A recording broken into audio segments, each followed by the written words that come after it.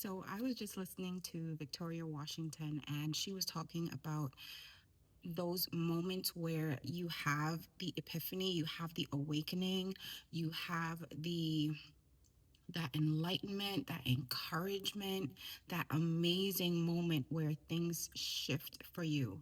And you're now in a brand new sense of identity. But even in that moment, doubt creeps in. And she was talking about not going back to the thing that you did before, like, the default thing, because this new voice that you have, even the power in it, and recognizing who you are and being solid in your identity, even that seems foreign, and you're not really sure how to navigate it, so you default back. And she was warning not to do that. But there are specific words that she said within that speech, and it was three words, and those words hit me so hard. And she said, "All that remains."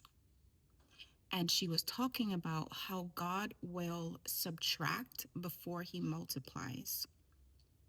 So when we are confused about our identity, when we are confused about our voice, when we are confused about our vision, that is not good ground for God to bless. That is not good ground for us to be fruitful and multiply. We are fruitful and we multiply in the area that God has ordained, in the area where there is alignment, in the area where nothing is mislabeled. And I'm saying that because before I even watched this video with Victoria, I was talking to a friend of mine, and she had posted something about labels. And I remember recently when I was in prayer with Dr. Latanya Moore, shout out to her, um, I saw a vision of a woman, and I saw her from the back. And then this strong wind came, and this woman was covered in pieces of paper. It looked like Post-its. And when that wind came, those pieces of paper started to blow away. They started to blow off her. And I knew in my spirit that those were labels.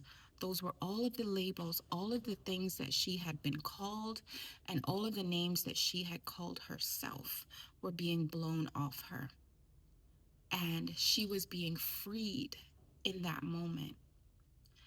But here's the thing, we often come to that place of freedom. We often come to that place where we actually see ourselves underneath what we have been called and what we have labeled ourselves. We finally see ourselves for who we are. We finally hear what our own voices actually sound like, not who we are mimicking, right? Not who we are pretending to be, not who we are performing to be, not who we are posing as. And those are actually three words that came to me in my journaling before I read the devotion that my friend wrote, and before I listened to Victoria.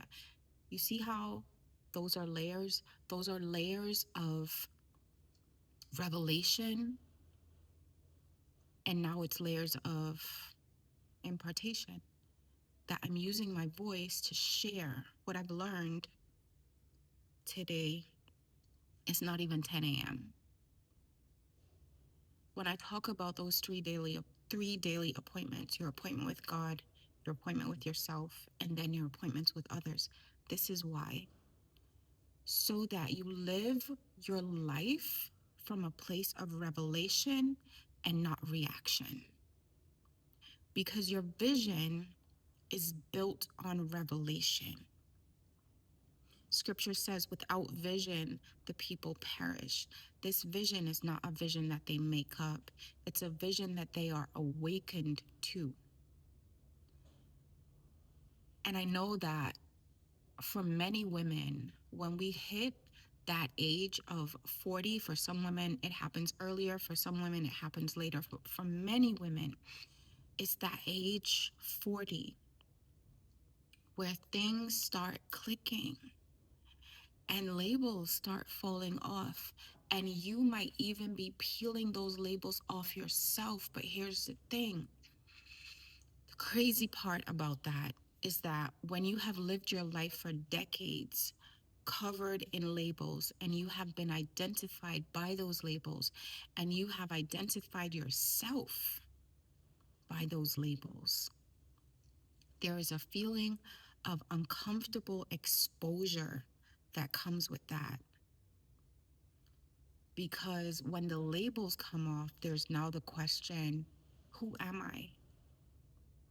And even shame comes with that, because it's like, I've reached this age, I've reached this point, and I don't know who I am.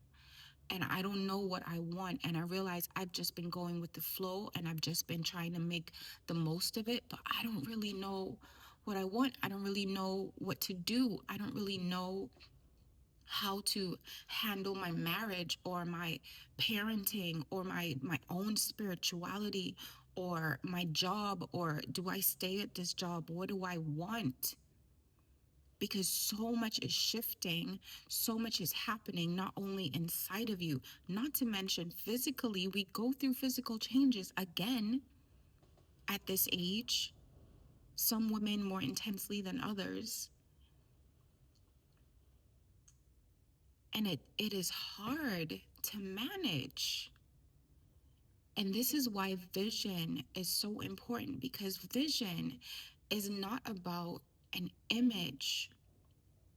And this is something I was discussing, discussing with God earlier. And one of the things that he was showing me is that we very often chase an image, but we have to become the vision.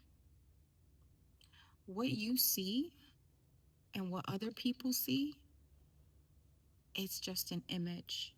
It's like a picture, but the vision is the substance behind the image. And there comes a point in every woman's life where the image is no longer enough, where the label is no longer enough. And as uncomfortable as it is, she would rather be naked than mislabeled. And I believe that there are many of you that are at that point.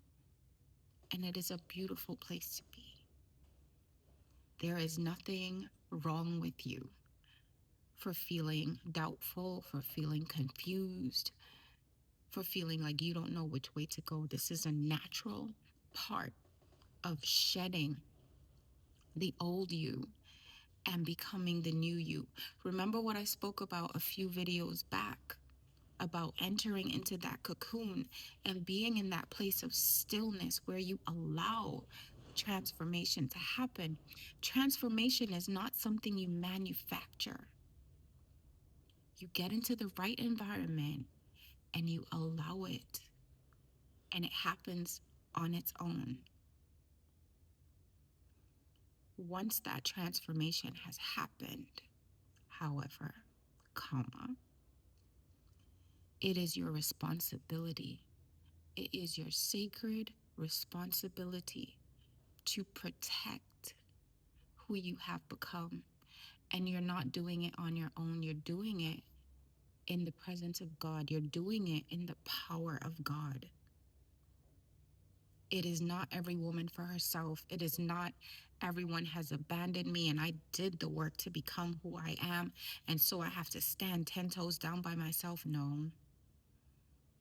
It is becoming the woman who can also invite others to experience that transformation also.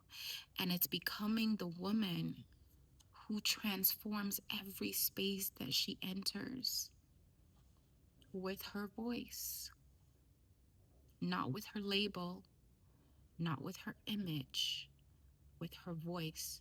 Your vision has a voice. That's the voice that should be speaking for you. That's the voice that should be advocating for you in your own life, because that's the voice that's aligned with the voice of God for your life. I hope this helps. Blessings on your journey. I'll talk to you soon.